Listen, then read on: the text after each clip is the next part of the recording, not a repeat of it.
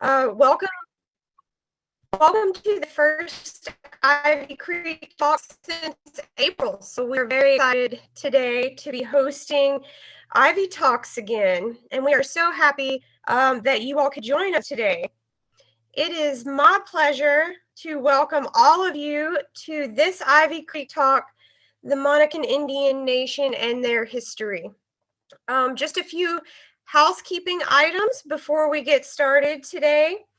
Number one, this Zoom talk is being recorded and it will be posted to our website in just a few days.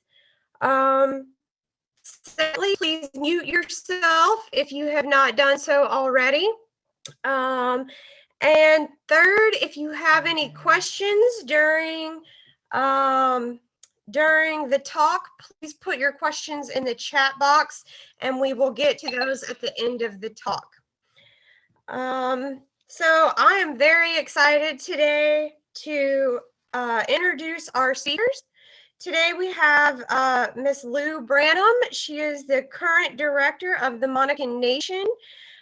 She is a former tribal council member and the former assistant chief. We also have Teresa Pollak, who is a former tribal council member and a member of the Monacan Nation. And then we have Jeff Hantman, who is the author of Monacan Millennium.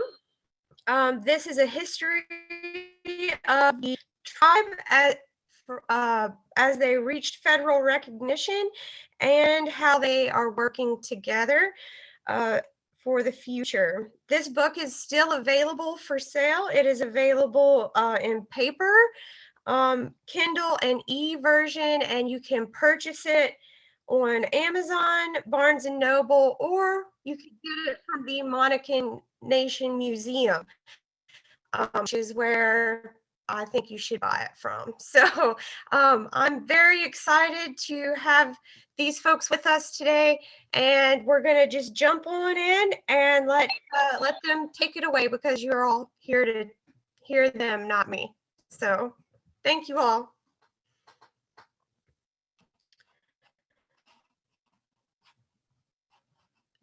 Dr. Hammond, do you want to go first? Just unmute yourself.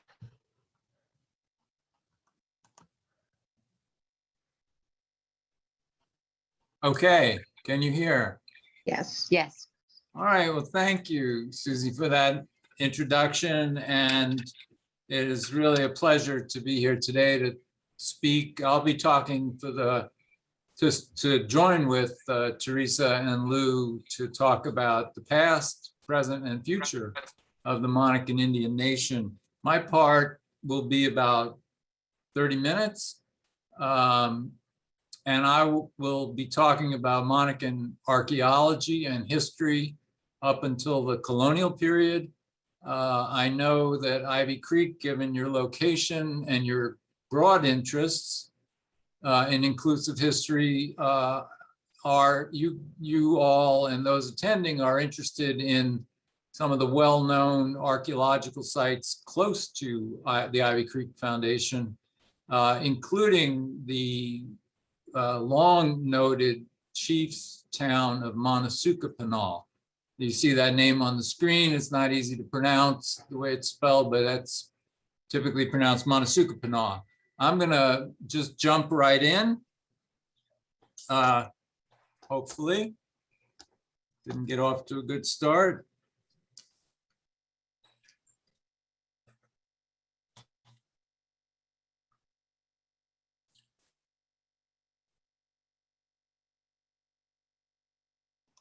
You muted yourself again.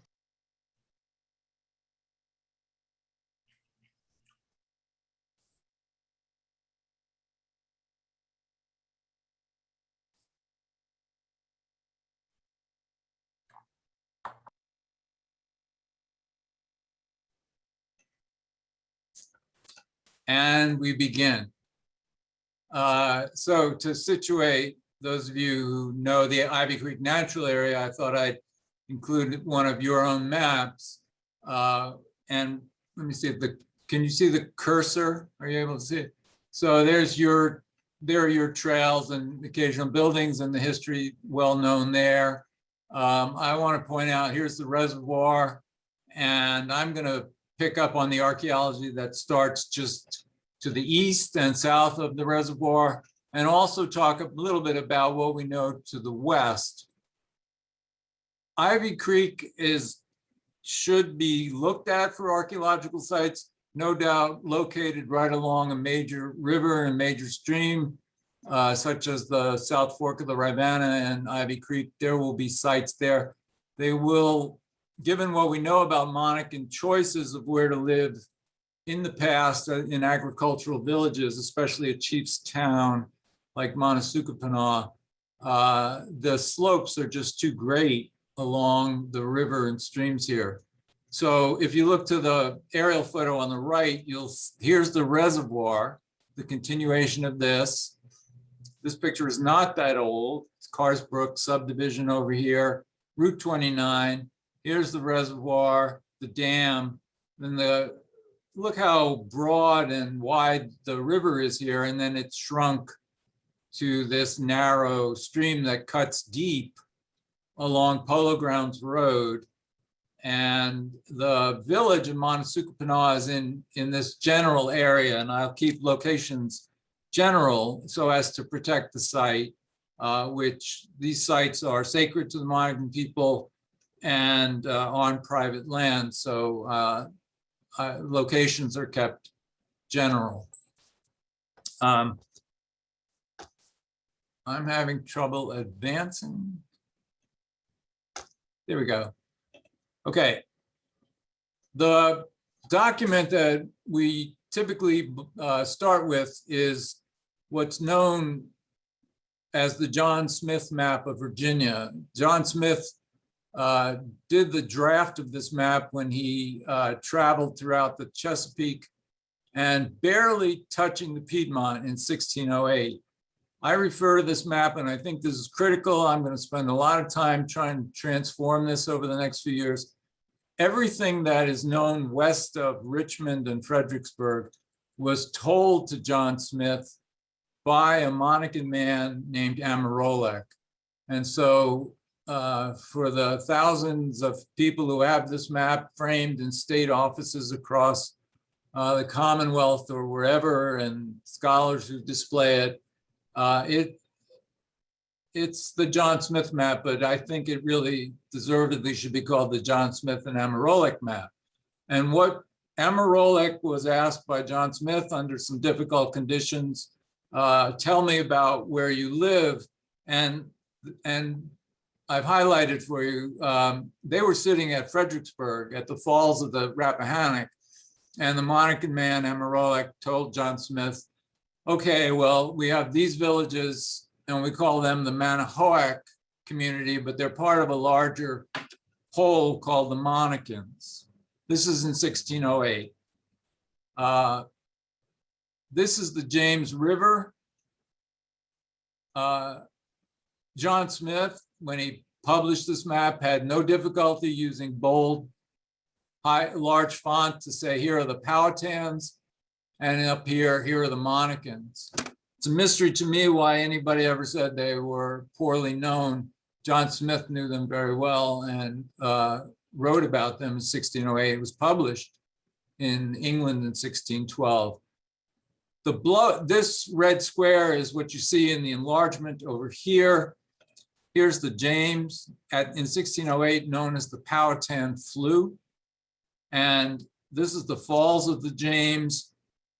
This cross and you see several of these across his map, this is as far as John Smith was willing to travel, as far as any Englishman was willing to travel without a Powhatan guide, and the Powhatans refused to take him into the interior, and the Monacans just kept their distance. They knew who the English were, they knew who the Spanish were, and they said these were people who came from under the world to take our world from us.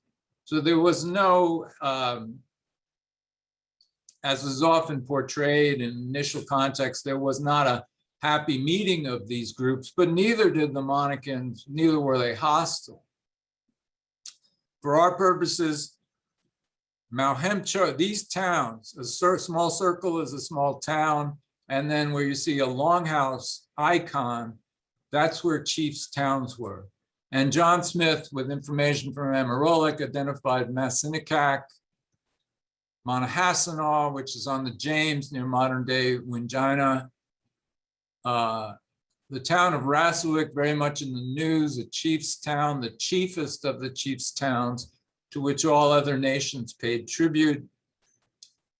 And that's at the point where the Rivanna flows into the James. That's at the point of Forks, near modern-day Colombia. And this is Old English. The S, the large, what looks like an F, is an S in 17th century English. So that's Monasukapanough. That's the longhouse designating it as a chief's town. A chief's town was often accompanied by a sacred burial mound or cemetery containing hundreds, and in this case, approximately 1,000 individuals. And we'll allude to that, but it has not been disturbed since the 1780s. I'm going to talk primarily about Monasukapanough since it's close to you. And I think we had the chance, the University of Virginia and the anthropology department, in collaboration with tribal council and leaders, ritual leaders of the Monacan Indian Nation, based today in Amherst, there were plans to develop the area that we knew this town to be in approximately, but not precisely. Here's Charlottesville, of course. In about 1999 to 2000, 20 years ago now, there were plans to develop this in a rather passive, in a well-intentioned way, which is to create the soccer fields. The soccer fields are still there today. If you're listening and you have children that play soccer on Polo Grounds Road, you're close to Monasukapanough. To their great credit, the soccer organization did not want to disturb the site. The Board of Supervisors, the Planning Commission, I remember Sally Thomas being very involved, insisted that the site not be disturbed without prior testing. And I and the university agreed, or the Department of Anthropology agreed to do the testing as long as the Monacan tribe agreed. Now, given the sensitivity of the site with a close by burial mound, that took a lot of discussion, and it was resolved that we would do a limited amount, the amount of testing necessary to prove the site was there, where it was, and where it was still preserved. And because there's so much flood damage in the Rivanna today, that there may be places that John Smith and Amarolic knew, but that literally have been torn up by flooding or the plow. So that was our task with the Monacan tribe to determine, is Monasukapanough here? And if so, what should be preserved? What can we learn from it? Now, this map, just to help you if you're new to Monacan cultural history, I took the Smith and Amarolic map and I just had it placed on a modern geography. And so here's Richmond, Charlottesville, Scottsville, Lynchburg, of course, very close to where the Monacan people live today in Amherst County, or center today. There are many places. And the related cousins villages of the Monacan Manahoac people in the Rappahannock River. This, I guess, burnt orange line is the fall line. It's where the rivers drop off. Everything to the east in the area I'm circling here, into which the English established Jamestown in 1607. This was the area that was home to the Algonquian tribes. And those Algonquian tribes, you may know best as the Powhatan chiefdom. They were organized into a chiefdom under the authority of one man, a paramount chief, Powhatan, whose fame seems to remain largely that of being the father of Pocahontas, but a very powerful leader. So this is Powhatan country, and John Smith mapped that. by personally visiting those communities. And this is Monacan country, which is a tremendous area of Virginia. It's the river, it's the Piedmont, and into the mountains that John Smith saw. What archaeology has shown, if this is the Blue Ridge here, there are Monacan sites on both sides of the Blue Ridge. So I'll try to pick up the pace. Just the locations. This is Rassawick that I just mentioned. This is the Rivanna coming down to meet the James. This is the James at about Columbia. These are the large river valley sites that the large chiefs' towns were located on, and Rassawick being the chiefest town to which others paid tribute. But if you follow the Rivanna up, you're gonna, or come down from the headwaters, you're gonna go right by Monasukapanough, where into the late 1700s, you would see a 12-foot high, 40-foot width earthen mound that was associated with the village, but not in the village. Same places. I'm going to show you images of our dig at Monahassenaw, and I'll show you images of our dig at Monasukapanough. Testing is now taking place at Rassawick. But this is the Rivanna, South Fork of the Rivanna coming down from the reservoir, and then parts of the Rivanna, South Fork of the Rivanna, where also adjacent to Monasukapanough. What you don't see in these images is how the flat, rich, great agricultural potential of the alluvial soils that are adjacent to these rivers. So I'm gonna move as quickly as I can to get this out. Here you see what the floodplains, or low ground, as most people refer to it, how rich they are. Now, this picture shows our dig at Monahassenaw, also known as the Wood site, because the Wood family was generous enough to allow myself and my students to excavate there over many years. But again, I just wanted to include this picture here to show how tremendous the agricultural potential is. The Monacan people have known that for 1,000 years. They've been growing corn and squash, later beans there, also harvesting Chenopodium, goosefoot, all these rich riverine disturbed earth plants. This is the end result of several seasons of excavation. And just point out, you see these sort of dark spots here and these intrusions here. What you see here is the remnant of the posts that went into the ground to build a circular Monacan house. This house was the basis of the reconstruction of a Monacan house, the dimensions of it, how it was built for the reconstructed village at Natural Bridge. And these are storage pits, which tell us quite a bit. That means enough corn was being grown that what was needed for the food of the day was eaten, and enough preserved, stored, possibly to pay tribute to the chiefest town, and equally and just as likely to save seed corn for the following season. So that's Monahassenaw on the John Smith map, 44 AB, a number in archaeological terms, and colloquially the Wood site. An ink drawing of what I just showed you, this house, these pits, what we actually exposed, and it takes a while, but we exposed about a third to a quarter to a third of the site as it was occupied in a particular season. These are contemporaneous houses. There's a house, a house, a house. You see, these are stains in the ground from where the framing of the thatch and wood houses were. and these are the storage pits. So that's what a Monacan community, that's a small portion of a chief's town, and there was much more. In this image, this is the reconstruction that Vicki Ferguson did at, based on the dimensions and some of the outside features, what they would have looked like in use.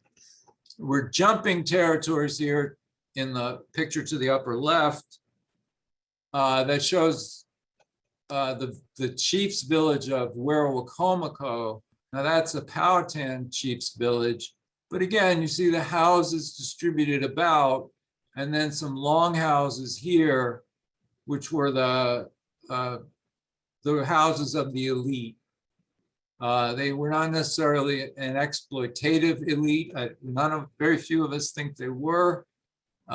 Tribute and honoring of the chiefs was a way of keeping the society going. But they did live in larger houses and stored surplus there. A very important feature of Monacan life, as I mentioned, and often associated with chiefs' towns, are burial mounds. A sad fact, a sad reality of Piedmont and Mountain Virginia and the colonial history here is that there were 13 known. This map shows all 13 by their English names that they were given in the 19th and 20th century. This one that has the name Jefferson on it is at Monasukapanough, and it's called the Jefferson Mound. I don't typically refer to it that way anymore, but Thomas Jefferson did the first archaeological excavation of any sort of archaeological site anywhere in North America at this place. This mound I'm showing as an illustration. This mound is in Arkansas. It's the closest in size and dimension that I can show you. And what mounds might have looked like to a colonial observer. When the colonists encroached on Monacan territory, many moved south, and the mounds were not used as frequently. They were still used, and they're still part of the ancestral landscape that's honored. And there's evidence to support that. But trees would then grow out of these, and knowing the age of the trees helps us know when the sites were, when the mounds were not used every day or in a ceremonial cycle. Up here you see 13 mounds, one on the Rapidan River, one here very close to where the Monacans live today, the one here in Charlottesville. And then jump over the mountains, and there are quite a few. There are some in the mountains. Lewis Creek is in the heart of Stanton. Hayes Creek is in Rockbridge County, and really right up close to the West Virginia border. That's how vast Monacan territory was. In the midst, you see the letter C and these black dots. So if you draw a circle where the mounds are, they enclose the presence of where elite, and again, I'll use the term sacred, ritual, trade resources were found, and the Monacans control them, and these are not found in the coastal plain. So where the powerful Powhatan chieftain grew up, the English wrote that up in the way they did, and the Disney Corporation has turned it into an animated film, etc. And there are many great things to say about the Powhatan people, but the Powhatan people their elites wanted copper, and look where the copper is, in the mountains. There were actually industrial copper mines in Virginia in the 19th century. The Monacans knew about them for hundreds, if not thousands of years. This, some of you from the region may know, this is the richest soapstone belt in central Virginia, if not most of the East Coast. And I'm sorry, these objects from these mines were traded. So the Monacans were positioned in rich agricultural territory. They were centered between the coastal Powhatan and the interior chiefdoms of the Mississippi and Ohio River valleys. And they had access to these valuable resources, which they traded. There's much more that could be said about that, but I want to move on to Thomas Jefferson's thoughts and what he recorded in the book, one book he published, famously a classic in 18th century American literature. It's called Notes on the State of Virginia. It alternates between being a horribly racist text and a brilliantly scientific text. It's Jefferson and all his contradictions. But he disturbed this burial mound that was on the Rivanna, not far, South Fork of the Rivanna, not far from Ivy Creek. And he shouldn't have, because he knew and wrote in Notes on the State of Virginia, whatever occasion they may have been made, they are of considerable notoriety among the Indians. A party passing about 30 years ago through the part of the country where this barrow, that's the English term for mounds, went through the woods directly to it without any instruction or inquiry, and having stayed about it some time with expressions construed to be those of sorrow, they returned to the high road which they had left. Those are Monacan people coming up from what's today Amherst and Nelson County to honor their ancestors. And Jefferson observed that, yet he still dug into it. That's another conversation. In that, he did not keep bones, for what it's worth. I get asked that a lot. Unlike museums, including the Smithsonian, most notoriously later, I'm sure that, given his note-taking, I'm reasonably certain that he returned. He observed and described the human remains he saw. He drew important conclusions and returned those bones to the ground, to the mound. It was important that he observed that this was not a cemetery for a large battle, which many colonial scholars thought. And instead, he said, this appears to be a cemetery that was used over and over and over again. He couldn't, in those days, he couldn't, without radiocarbon dating or other means, he couldn't say decades, centuries, or millennium. Today we know as millennium. But he recognized that this was the cemetery of a people who lived in the region and buried their dead collectively in earthen mounds. Critically for us, he said the mound was on the low grounds of the Rivanna, about 2 miles above its principal fork, and opposite to some hills on which had been an Indian town. Those hills are no longer obvious in our field work. We saw where the ground undulated quite dramatically, and those are the hills he's referring to. Flooding has flattened that, and farming has flattened that all out. Here's examples of what the Monacans did trade: soapstone bowls from, say, Damon, Schuyler, Nelson, and Albemarle County. And this is how chiefs would use the copper as relatively simple but powerful symbols of authority and connections to deities. This Monacan territory extended on both sides of the Blue Ridge, but there was a shift in settlement to the point around 1607, when the colonists, 1608, when the colonists first start asking questions and recording the history of the Monacans and their towns. And so I've borrowed this map put together for another purpose to show you largely in familiar geography what Monacan territory was not for the past 1,000 years, but at around 1600. Pretty sizable, extending from Amherst, Nelson into Charlottesville, Albemarle, west to Stanton, and these up into Orange along the Rappahannock, and over to where Rassawick is on the James right here. So Ivy Creek Foundation asked, for this talk, what exactly did you learn at Monasukapanough? This is the test dig at Monasukapanough. This is along the South Fork of the Rivanna. All this green space back here is now soccer field.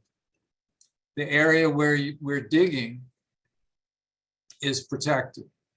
And I'll just leave it at that. The soccer organization has been great. They shifted the size of fields, they shifted the orientation of fields so that the area that is Monasukapanough, it has been preserved.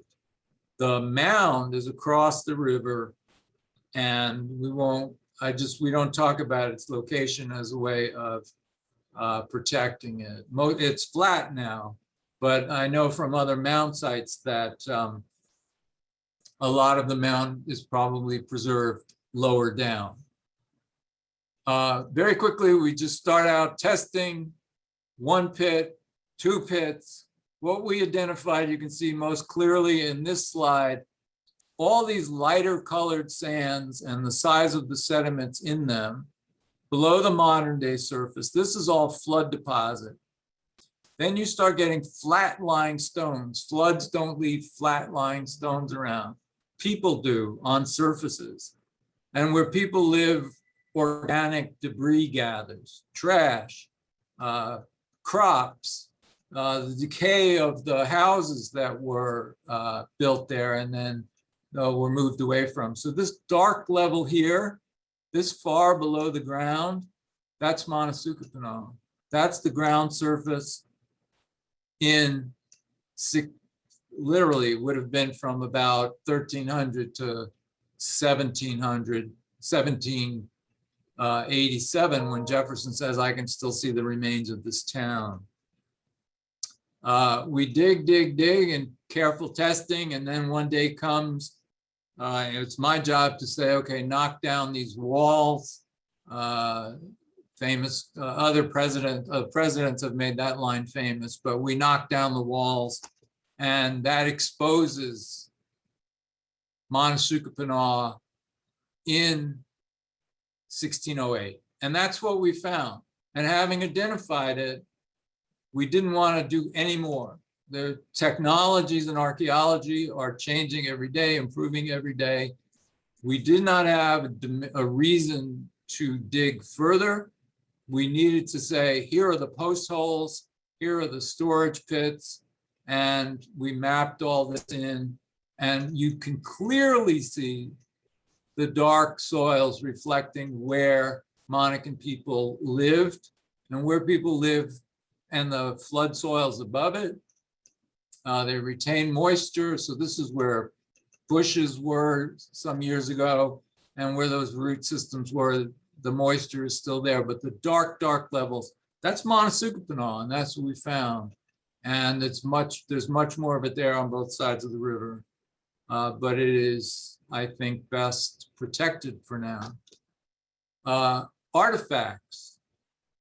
Everybody knows, I think, about what are called arrowheads. Very few of the things we call arrowheads actually were arrowheads. Most were knives, spear points, multifunctional, multi-purpose tools. And on this chart, these are not from Monasukapanough. These are across the Commonwealth of Virginia type collections. These are spear points and knives that go back 10,000 years. About 1000 AD, arrow points are used for the first time. So this classic native technology of bow and arrow is actually more recent than the history of the people here. And the very interesting thing to archaeologists and for any of us trying to put a date on these places is that arrow points got smaller and smaller through time. And I blew that up here. This would be 1000 AD, 11, 12, 1400 AD, 1500 AD, 16, 1700 AD. When you read colonial records and they say these stone-tipped arrows are being shot at us, this was them. And you find arrows like this embedded in the palisade or fallen to the ground of the palisade today at Jamestown. So it's these very small, maybe 1 centimeter, 2 centimeter arrow points that we were particularly interested in. And these are from Monasukapanough. That's 1 centimeter. That's what these are.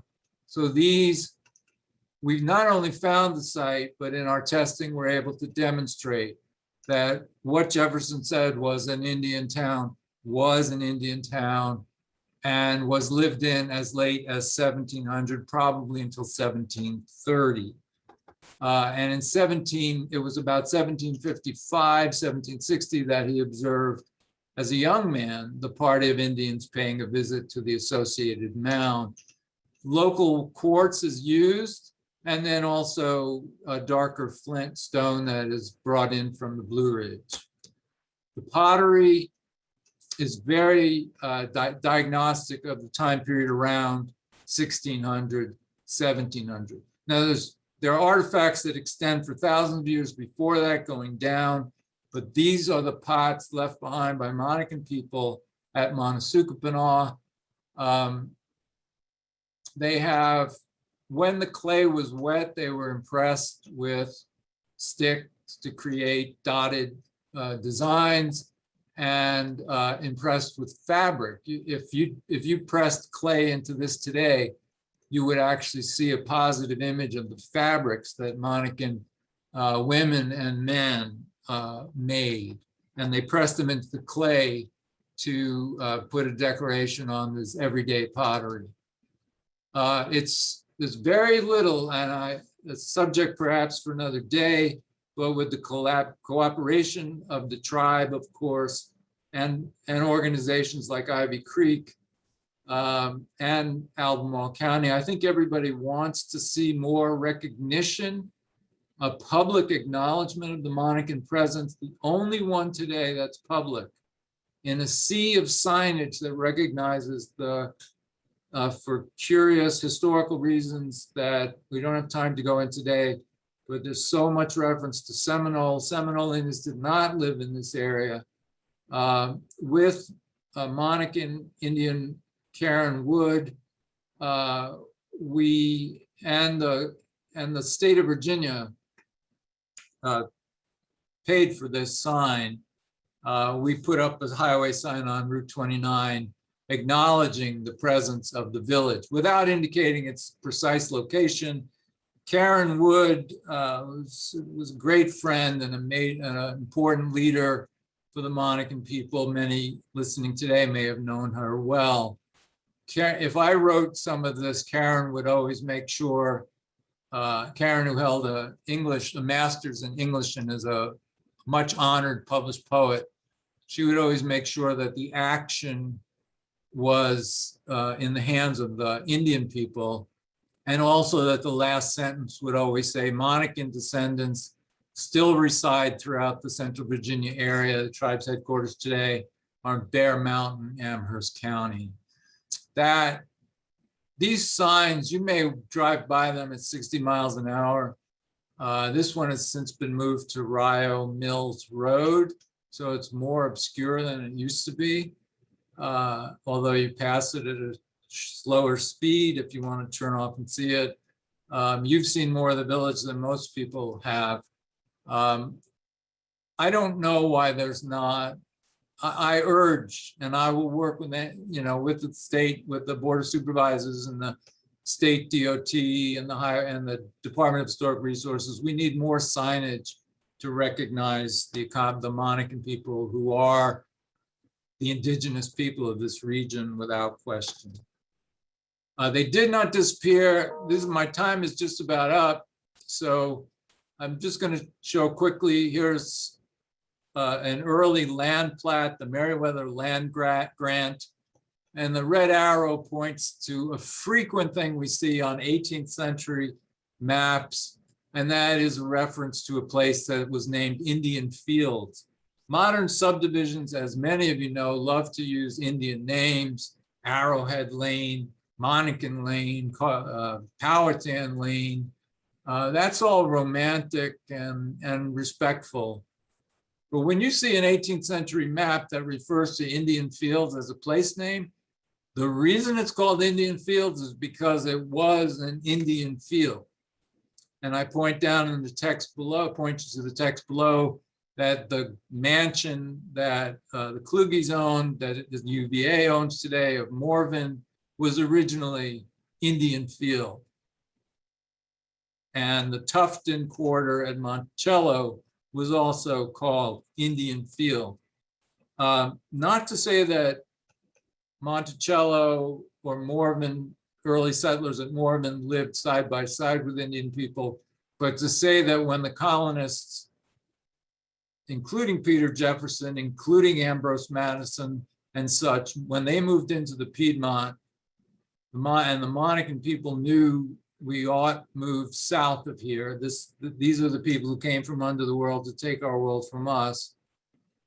It was so recent that they left that the fields were still visible. And there's plenty of evidence to document that, including one site just to the west of Ivy Creek, of the foundation, which is in about modern day Ivy, where the Licking Hole Creek sedimentation pond went in. And I had a chance to activate a 17th century hamlet, a small town there. So there's a term, the Indians disappeared. Well, they did not. They were displaced and they moved south. Some moved north and some stayed right here. And the evidence is in the deed books and in the maps and in the oral histories and memories of the Monacan people. Moving to Amherst was not very far when the James was such a familiar territory.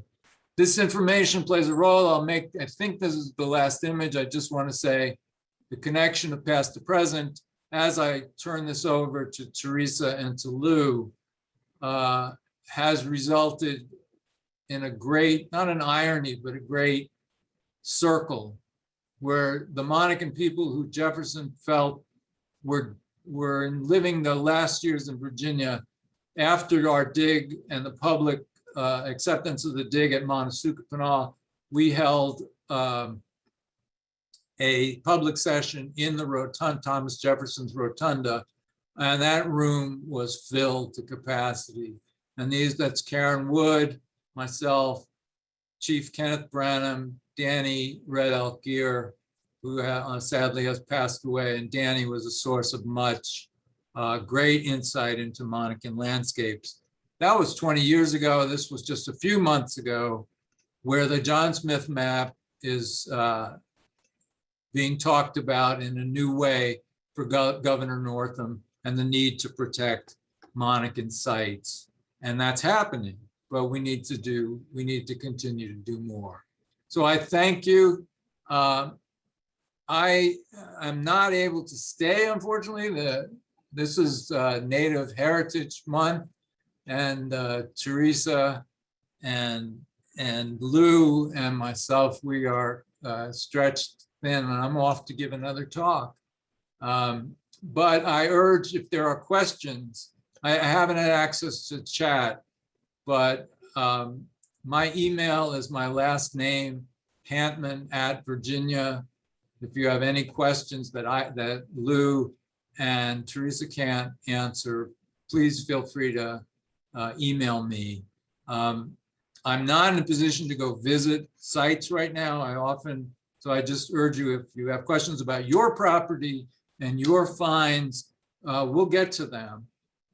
But now it's not a time that any of us, especially in Native American Heritage Month, it's not a time there will be public days. I hope the Monacan Museum maybe could host such a thing.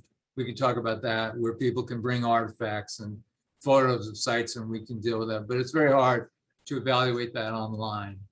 Thank you very much. It's my honor to turn this over to the generation that is really leading the work with their elders as well.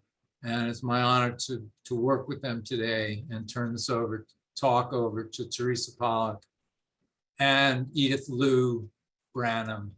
Thank you very much. And I will slip away now, okay? Thank you so much.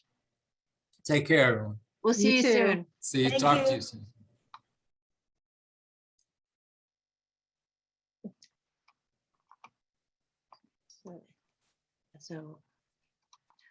So thank you guys for all of this. We felt Dr. Hantman would be the best person to answer the questions in regards to archaeology. That's not our forte. We can tell you about Monacan history and discuss the oppression that our people have gone through, segregation and racial oppression. So he got you up to colonization, basically. Mhm. So our people ended up in Amherst County, where we had a site. One of our ancestors, Will Johns, bought land and was able to create a settlement, the John settlement, and a lot of our people were there as the community in a stronghold.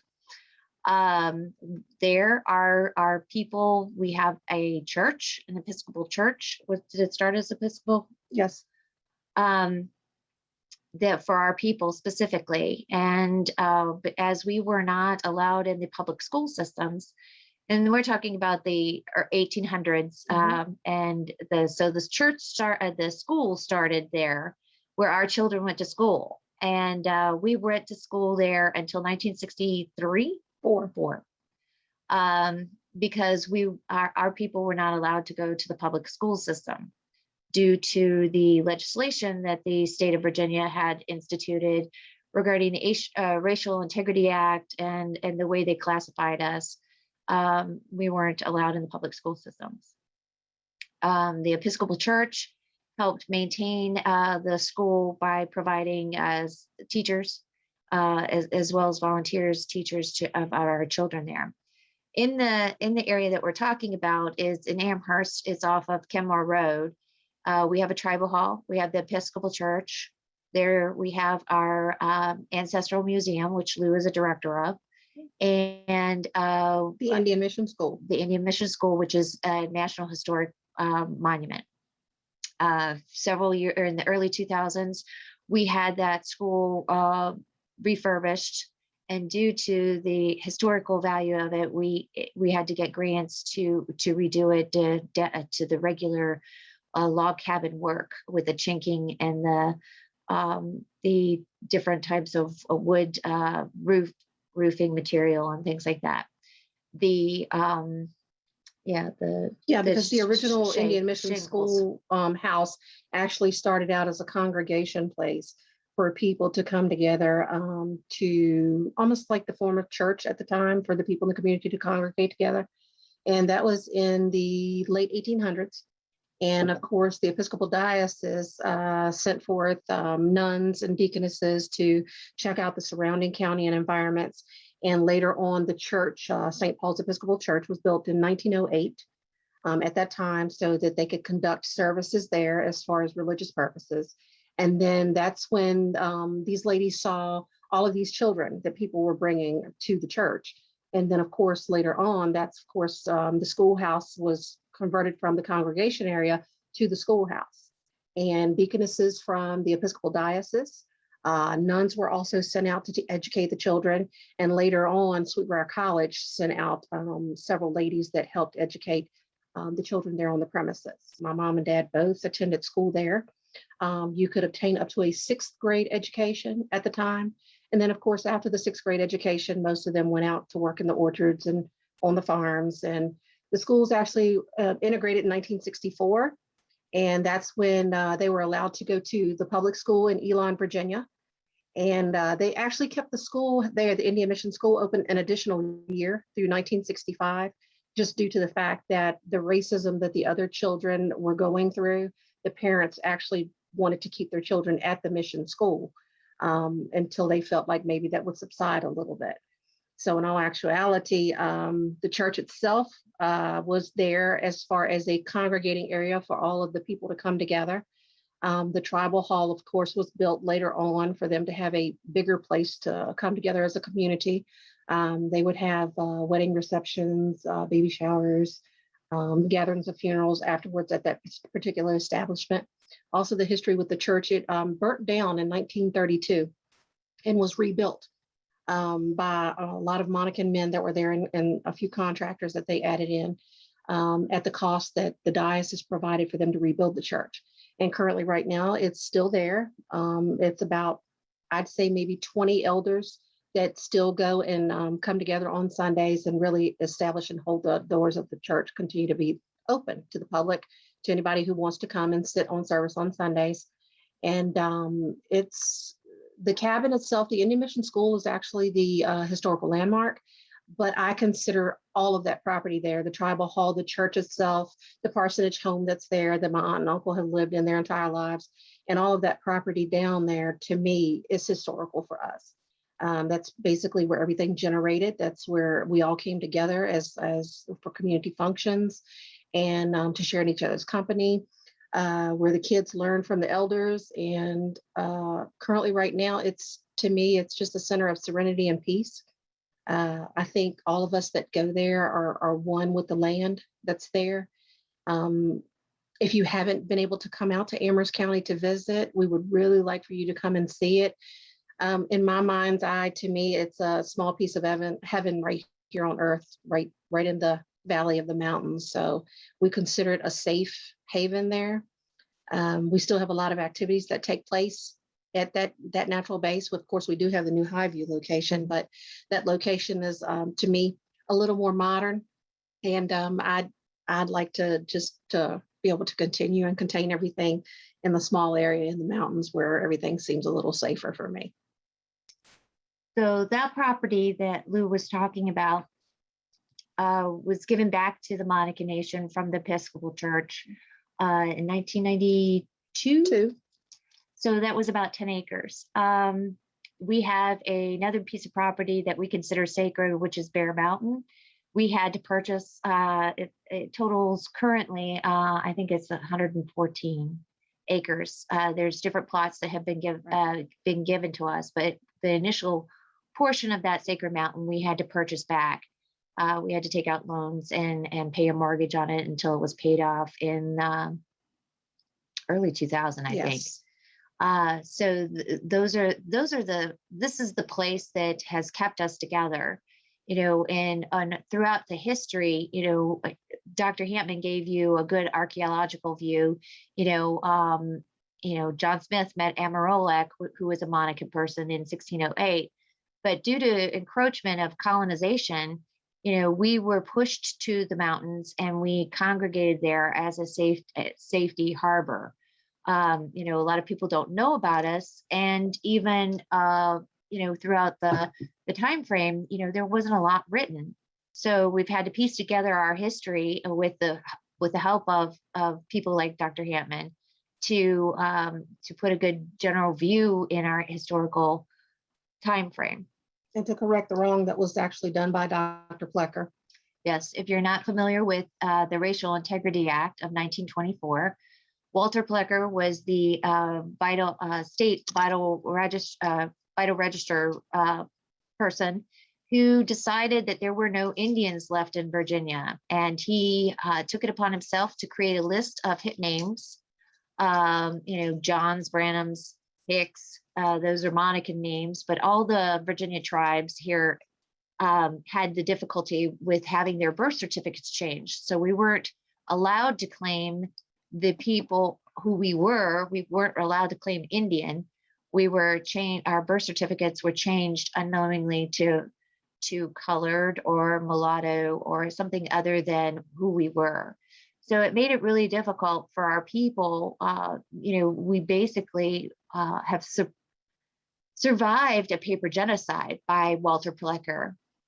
And due to that, a lot of that, there has been a lot of things that we've had to overcome. We received state recognition in 1989, and we received federal recognition in 2018, which we had to go the congressional route due to the lack of the availability of records because of Walter Plecker. We had records, but it wasn't enough to satisfy the needs with the Bureau of Indian Affairs to receive federal recognition that way. Yes, basically we had to establish a way to correct. He was in that position for like 32 years. So we had to actually take time to correct all of the paperwork that was changed. I'll give you an example that might help you understand it a little better.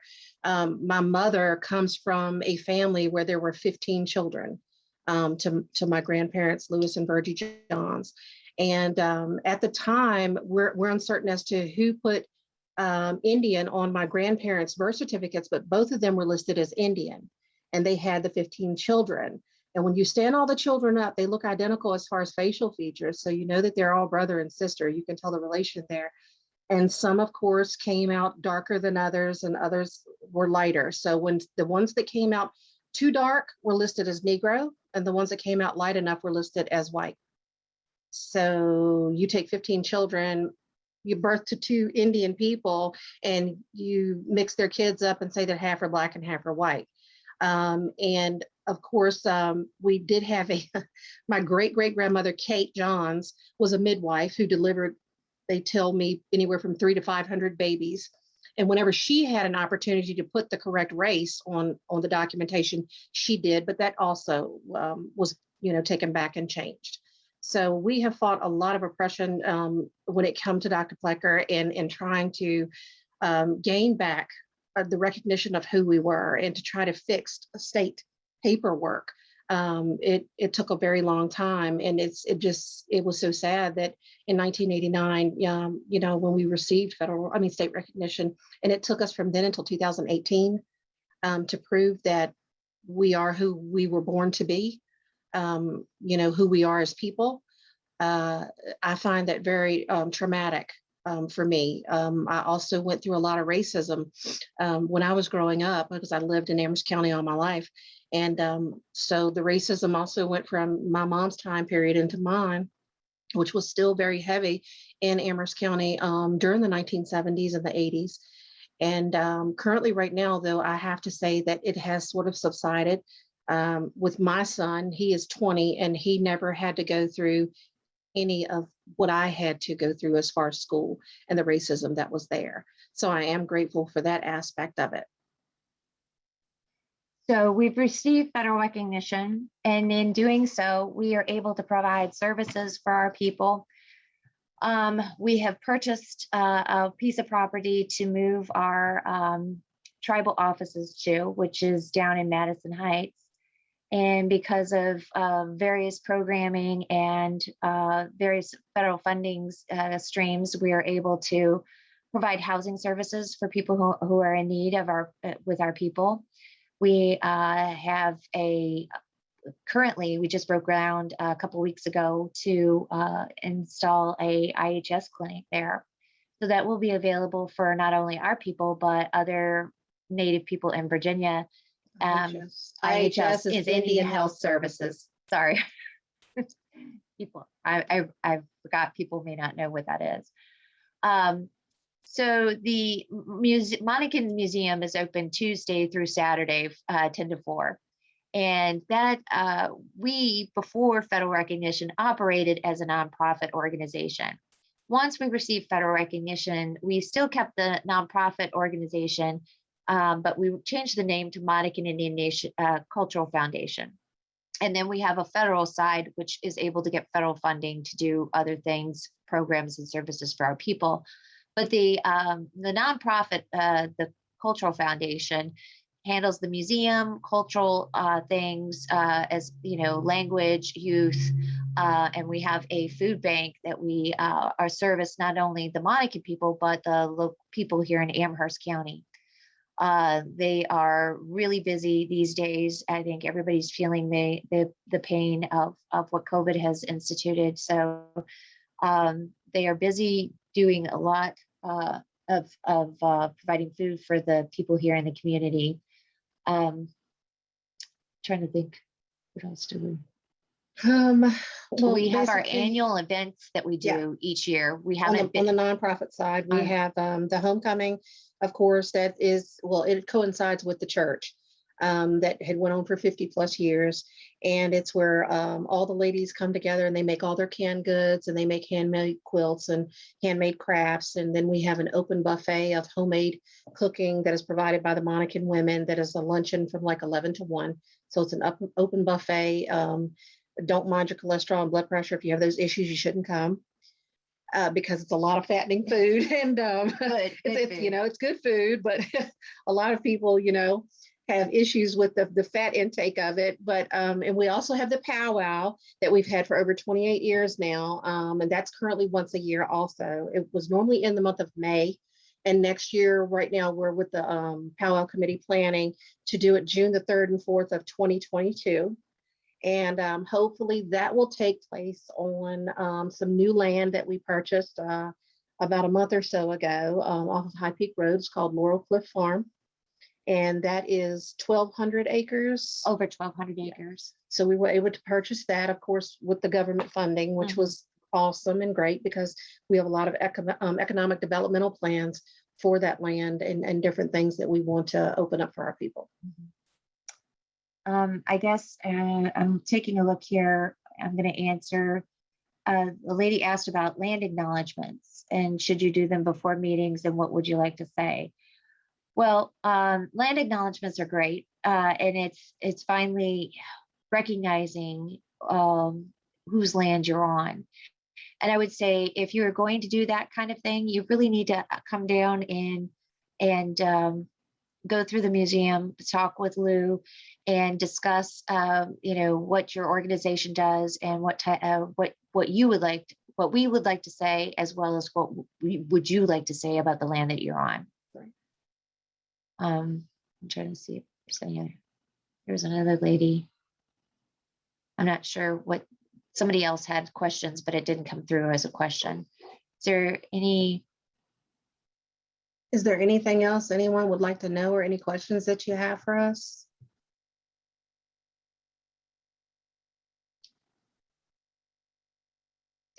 Okay. Oh, Okay. Gotcha. The 3 arrows are is designating our territory in the early 1700s. If you'll notice, there's a road called Three Chopped. And for the Native Americans in the state, they were given certain badges to be able to pass back and forth to do trading with one another, or go here or there.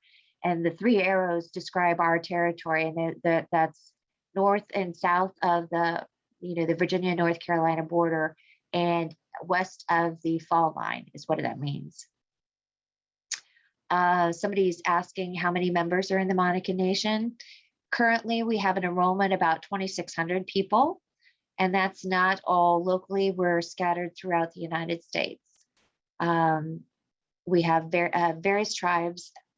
They have different enrollment regulations to become a citizen, so that we have information on our website.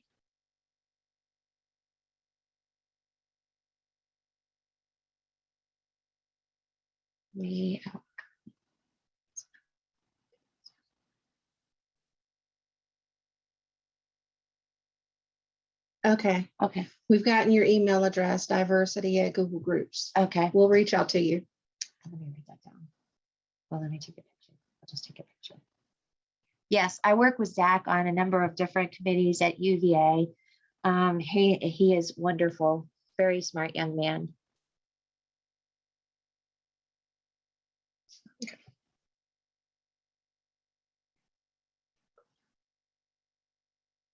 Christian culture? It's good. Okay. So there's a lot of things that are left that we have to relearn, like the language that we would have spoken would have been an Eastern Siouan dialect, and more specifically Tutelo. There are 3 different language cultures in the state of Virginia. You have Powhatan or Algonquin, you have Iroquoian, and you have the Eastern Siouan, which is what we would have been a language group of. There are some recorded documents from John Lederer, and there's a few others in the 1700s and 1800s, with our language. There's not a lot. There are no native speakers of Tutelo, but we are working to recreate what would be Tutelo.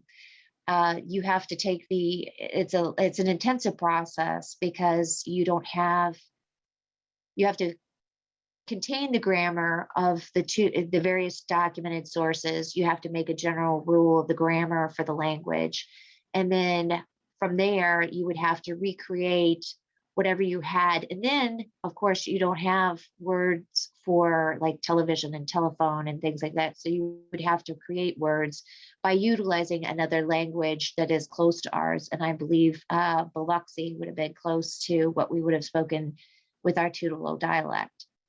So between that and ceremonies, there are some people, a lot of our people went either south or they went north into Canada, and some of our people were adopted into there. So some of those people have some of our ceremonies and language that we're looking to bring back to our tribal nation.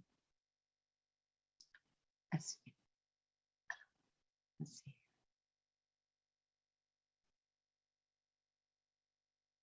As far as the question on, can you take your family lines back? Yes, Teresa and I both can. I'm actually Monacan on my father and mother's side. My father was a Branham, my mother was a Johns.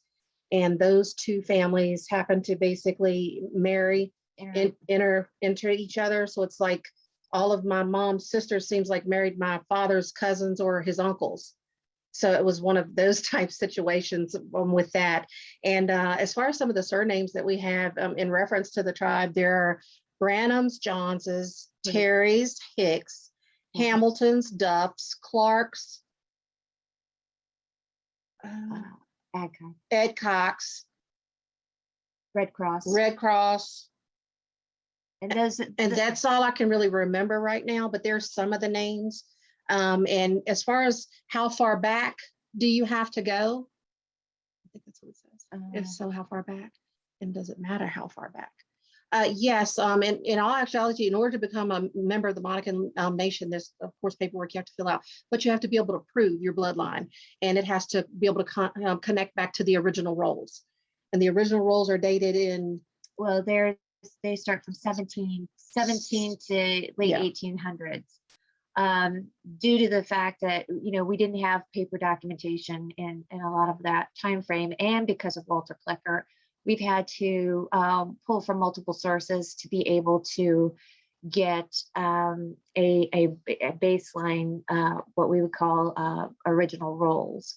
And that was pulled from a lot of court paperwork at the courthouses, the marriage license, different kinds of deeds and things like that. They had to do a lot of research. Do we still do ceremonies in Amherst? Yes, we do. They're not something that the public participates in. They're sacred. So we do ceremonies here in Amherst County. Any other questions?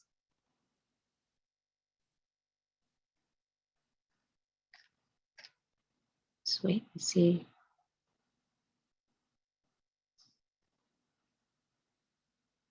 No. No DNA testing is used.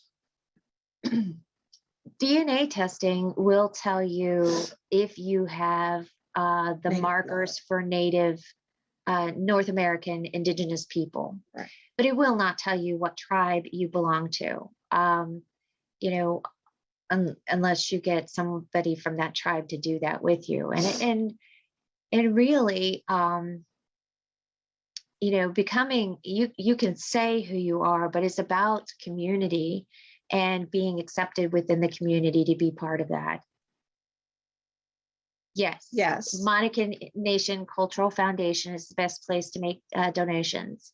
If you have a specific thing that you would like if you wanted to donate to the museum, I would mark your donation for the museum or for the food bank or for something like that, if you have a specific preference to where that goes. Otherwise, it'll go into the general fund of the Monacan Cultural Foundation to use where it's needed within that. So you can actually make a donation to the Monacan Museum. You can do one to the food bank, or you can actually do one to the Cultural Foundation in general, which is the general fund, or you can also do it, which is a separate entity, but also under the 501c3, the scholarship funding for the children. Yes. Hey, Zach. Are there any other questions?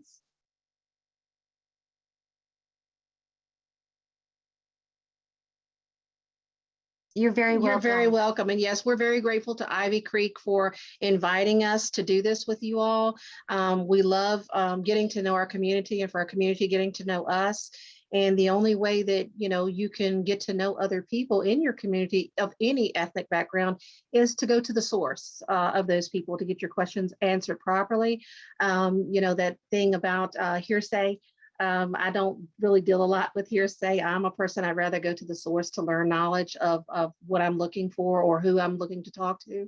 So I'm just grateful that we're able to be here to bring awareness to you guys that we are still here. We do still exist. And we're a great community, a loving people. We have overcome so much adversity, but we still have a loving heart for people in our community, for one another, and for the understanding, for us to understand our communities around us, and for our communities to understand us. Thank you so much.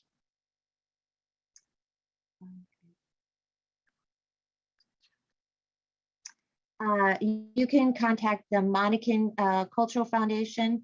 Here, let me type it in here.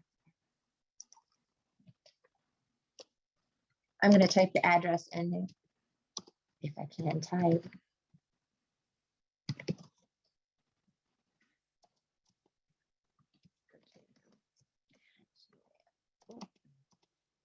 Can't type sideways. There we go. Monacan Cultural Foundation. Okay, there you go. There's the email address. If you wanted another presentation for some other group, we would love to do that. Yeah. And I believe they're going to be posting this on their YouTube channel for the Ivy Foundation, Ivy Creek Foundation. Yes, we will have it up in the next few days on our website and on YouTube. So, okay. Well, are there any more questions? All right, well, I just want to thank you both so much for being here today and for teaching us. This was such an informative talk. I have enjoyed it very much. And for everyone that's present, thank you all for spending this time with us this afternoon.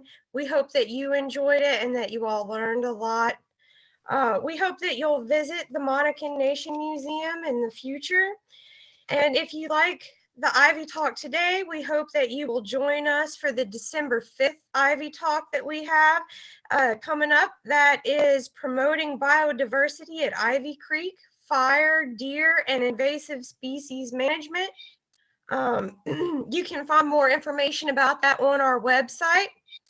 And if you enjoyed these talks and what Ivy Creek Foundation does for our community, please consider going to our website and becoming a donor today. Thank you all for joining us and have a great day. Thank you all. Thanks, guys. Thank you for having us. Have a great day. Blessings. Thank you.